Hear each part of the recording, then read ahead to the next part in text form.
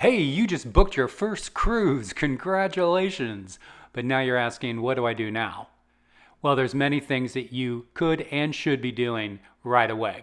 Let's talk about it right after this.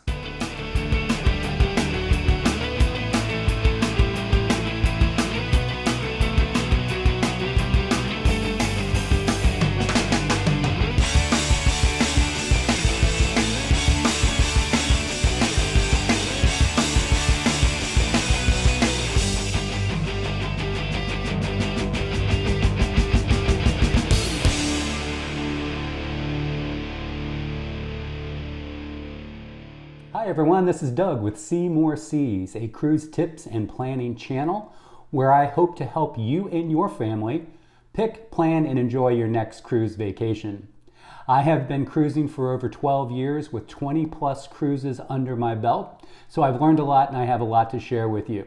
So if you find this video helpful or enjoyable in any way, please do give it that thumbs up, and when you stop in again, please consider subscribing. The reason I wanted to make this video is that a very, very dear friend of mine that I've known for many, many years called me and said that he had booked his first cruise. He wanted to know what he should be doing right now in order to make sure that all the preparations are done and in place. And I wanted to find out a little bit more information before we went into the full conversation. What I found out is that they are doing a Western Caribbean cruise out of New Orleans on Royal Caribbean's Radiance of the Seas.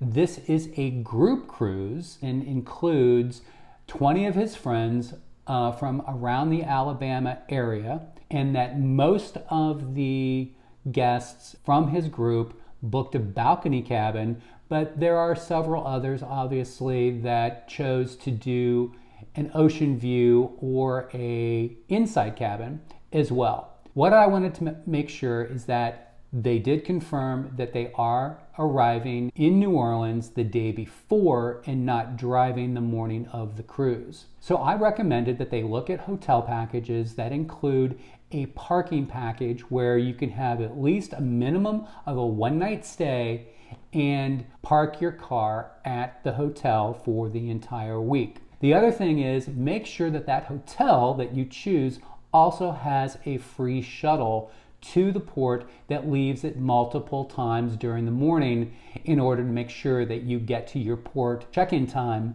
on time. The next part of the conversation was very important. I wanted to make sure that he had downloaded the cruise line app on his phone and that his website profile account on the Royal Caribbean website was up to date and that he had put in his confirmation number to link this particular itinerary to his profile. So once that's done, you go in and you just confirm all the personal information or complete the personal information that is missing. Make sure all of your passport information is correct. Upload a recent picture of yourself, not wearing a hat or sunglasses, just as you do in a passport, and also make sure that your emergency contact information is in there as well. That's the standard information that they require prior to live check-in. So with live check-in, you want to make sure that you note the date that that begins. It's normally 45 to 60 days for the cruise.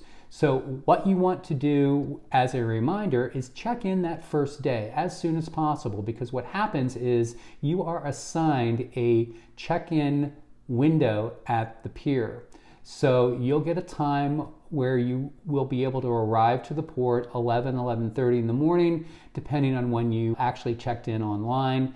And that way you'll be able to make sure that you make your window on time, your boarding is seamless, and you can start that vacation as soon as possible. The next area is an area that many people on their first cruise get a little confused about, and so I wanted to make sure that he was clear on what to look for. So I wanted him to go in and confirm his dining time. When you book a cruise, you're either going to select the early seating for dinner, the late seating for dinner, or some sort of anytime, my time dining. So the early and late are fixed seating where you're going to be at the same table every day with the same wait staff at the same table. If you've requested a table for two and you find when you get on board that you are at a larger table with people that you do not know, just simply go outside of the dining room. The maitre d' will be there and they can just change that for you.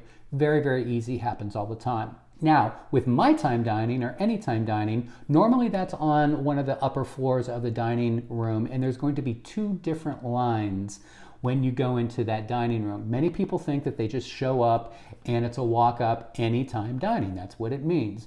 But there's actually two ways to do this. One is a walk up and there's going to be a line. It moves very, very quickly. But if you do not want to wait in line, you can actually go on the Cruise Planner website or on the app itself and arrange pre-reserved times for anytime dining. You can do this on the website by just simply going into that day, selecting the My Time Dining or Anytime Dining, and then grabbing the time that you want for that particular day. If you wait to get on board, many times those times are taken and you just simply go into the other line of Anytime Dining and you get escorted to your table for two. It'll just be a longer line, but I always go in when I'm going to the main dining room for My Time Dining on Royal Caribbean and making sure that I have a reserved time so I'm assured that I do not have a wait when I'm going to the main dining room for dinner.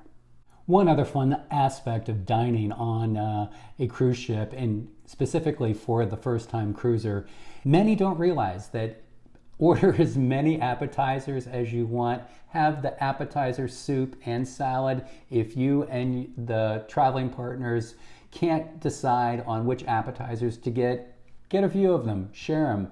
We've even actually ordered more than one entree if one did not live up to expectations or we just couldn't decide. We'll share another one. So it's expected and it's absolutely not anything out of the ordinary to make sure that you order multiple appetizers, maybe even a couple entrees. So keep that in mind as a first-time cruiser. We're talking about food, so the next question obviously is what is included in my base cruise fare? So what you can expect is that your breakfast, lunch, and dinner are all going to be included, whether you go to the main dining room, whether you go to the burger joint or the taco bar by the pool or the buffet. So you're going to have all of the free venues available to you, and there are so many to choose from. Specialty dining is different, and we'll talk about that in just a minute. One of the other things is room service. Room service is normally included in the base cruise fare during breakfast, lunch, and dinner. After hours, though, many of the cruise lines have changed and they are adding a delivery fee after, say, 10 or 11 o'clock at night. One special point on Royal Caribbean ships, if you've got a Johnny Rockets on your ship, many people don't realize that breakfast is included there free of charge. So take advantage of that if you want to get away from the crowds. It's a great alternative.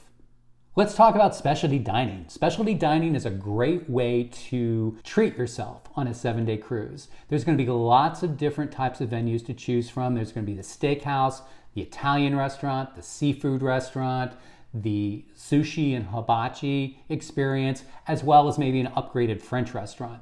Now, these do come at an upcharge, so you will be paying $20, $30, $45, $50 per person when booking these restaurants. I like to book months in advance so I get the exact time and the exact day that I'm looking for.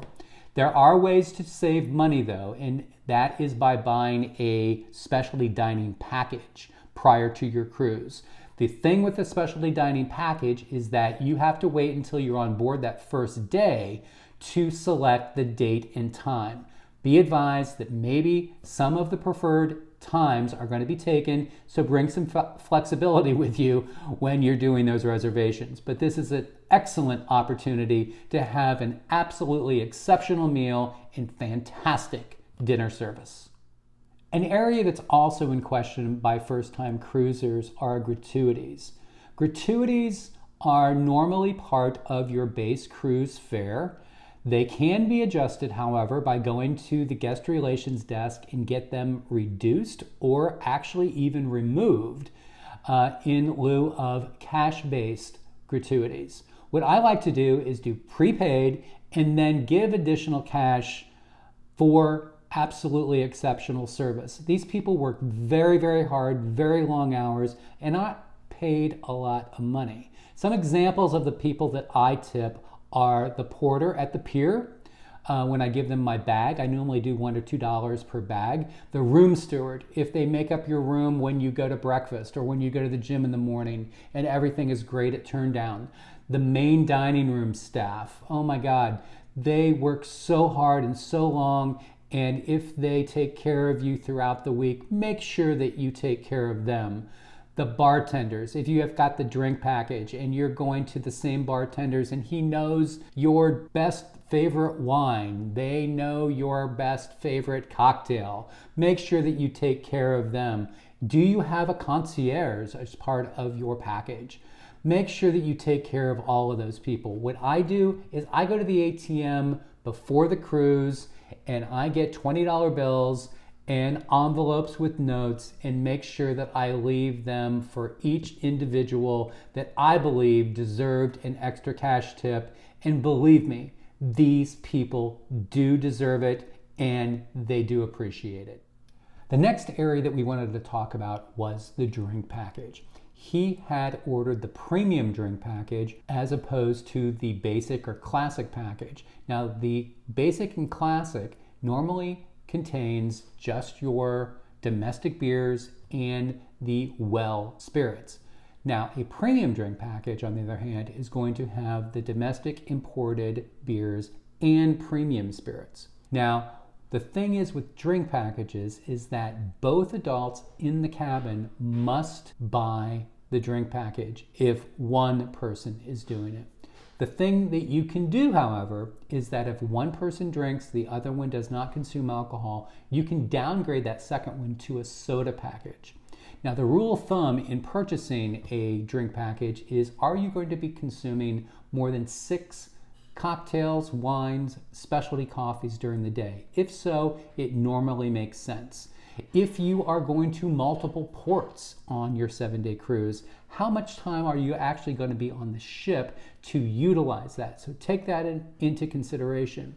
One thing also, when you are going to one or multiple private islands from the cruise line, you can use that drink package on the private island. So drink responsibly and hopefully the drink package makes sense for you.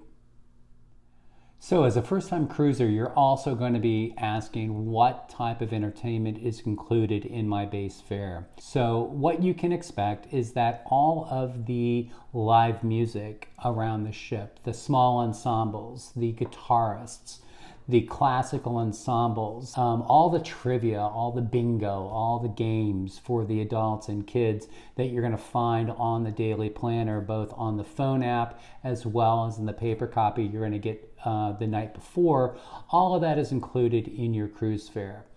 Also the main theater. This is where the big shows happen. It's going to be the big Broadway style ensemble song and dance shows. They're going to be including acrobats, live orchestra. On other nights there's going to be comedians that they've invited on board and even guest headliners, singers, impersonation acts, all sorts of fun things that are all included. So make sure that you get to the theater 15-20 minutes in advance so that you can find your seat. There's normally at least 2 shows per night, one for the early seating dining and one for the late dining. So enjoy yourself. Entertainment abound. Another area of concern for the first-time cruiser is that of excursions. Excursions are meant to make the most of your time in the cruise port since you're only there for a short period, and they are curated tours by working with local tour operators that have been vetted for quality, safety, and value. Now, there's tons of different options to choose from, and make sure you research them and book on the cruise website many months before your cruise because you want to make sure that these don't sell out, and they do sell out fast. These are options such as beach days, either half day or full day at an area beach, action-based such as zip lining, mountain biking, swimming with the dolphins, activities such as that. There's also cultural and historical activities as well. So these would be tours such as immersing yourself in the local cuisine. There could be wine tastings at various vineyards, and such as in the Caribbean, you might want to do a rum tasting. We did one at Bacardi in San Juan that was absolutely fantastic. Now, there are other options available to you, and these are through third-party tour operators that you can find online. Many of these have also been vetted for safety, quality, and value by TripAdvisor or other organizations such as that, but be advised that these third-party tour operators are not working with the cruise lines. So if for whatever reason you are late getting back to the ship is not going to wait for you. The ship will leave on the time that it is supposed to depart. If you are with a cruise line sponsored excursion, they are in contact with those tour operators and they will wait for you. Now, these third-party tour operators might give you a guarantee to get you to the cruise port on time before the ship departs, and if they do not, they may provide you transit to the next port city to meet up with the cruise ship. So do your research, but this is an excellent opportunity to have a fantastic time in port and make the most of your time. Some other areas that a first-time cruiser should be aware of are things like dealing with the ship photographer. There are professional photographers on board the ship that'll take your photo when you are getting on the ship, when you are departing at various ports at the pier.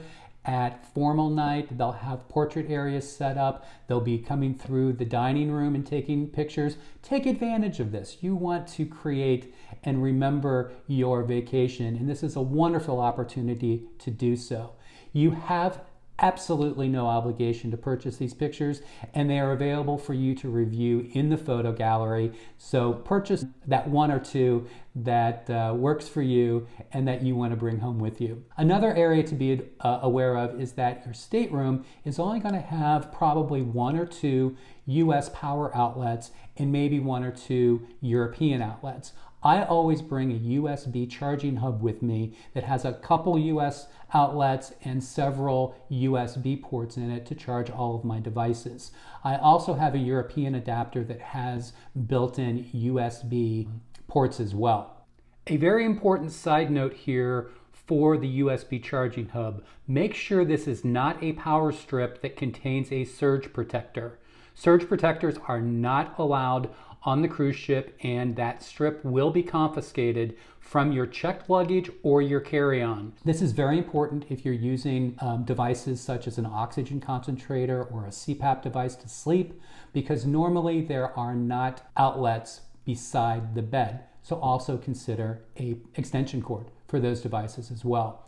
Bring binoculars. If you're going to be in a scenic area, which most cruise lines operate, you're going to want to make sure that you take advantage of that wonderful scenery with a set of binoculars. I also bring extra medication with me on board. If I'm on a 7-day cruise, I bring 2 weeks worth of medication just in case anything should happen and I'm delayed getting home. Buy trip insurance. Trip insurance is a must, and trip insurance covers things such as delay, lost luggage, those types of things, but also medical. If you're going to have to be evacuated from the ship for any purpose, it does cover things such as that. Take pictures of your important documents. I always have a picture of my passport, my driver's license. If I'm utilizing my birth certificate for the cruise, I always make sure that I take pictures of those and have them on my phone.